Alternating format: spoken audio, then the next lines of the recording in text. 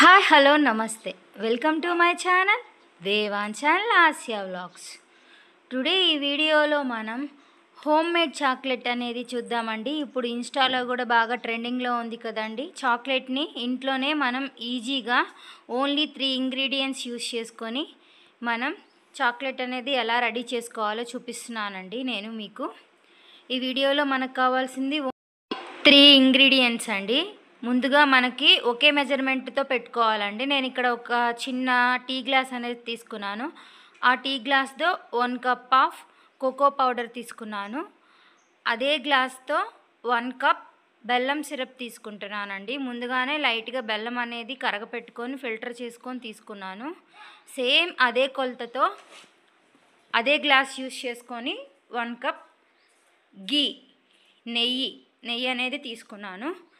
మళ్ళీ చెప్తున్నాను, 3 ingredients quantity అనేది సేమ్గా ఉండాలన్నమాట. సో అందుకని ముందుగా మనం మెజరింగ్ కప్ అనేది తీసుకొని సేమ్ క్వాంటిటీతో మనం కోకో పౌడర్, బెల్లం సిరప్ లేకపోతే బెల్లం పౌడర్ అయినా వేసుకోవచ్చు మనం, ఎందుకంటే ఫిల్టర్ చేస్తే బాగుంటుందని, అందులో ఉన్న డస్ట్ పార్టికల్స్ అన్నీ పోతాయని నేను ఫిల్టర్ చేసి సిరప్ వేసుకున్నానండి. గీ ఇంట్లోనే మనం తయారు చేసుకున్న హెల్తీ గీ ఉంటుంది కదండి.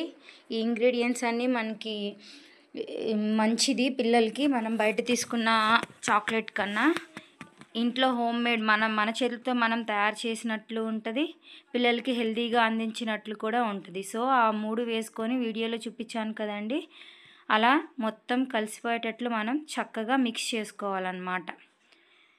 చూడండి, అలా ఉండలు లేకోకుండా మనం చక్కగా మిక్స్ చేసుకొని ఒక ప్లేట్ తీసుకొని ఆ ప్లేట్కి మనం నెయ్యి అనేది అప్లై చేసుకొని ఆ ప్లేట్ మీద మనం వేసుకొని స్ప్రెడ్ చేసేసుకొని డీప్ ఫ్రిడ్జ్లో అనేది నేను పెట్టుకుంటున్నానండి. మన దగ్గర ఈ చాక్లెట్ మౌల్డ్స్ అనేవి లేకపోతే మనం ఇలా కూడా చేసుకోవచ్చు. నా దగ్గర లేదు, సో నేను అందుకనే ప్లేట్లో వేసుకున్నాను.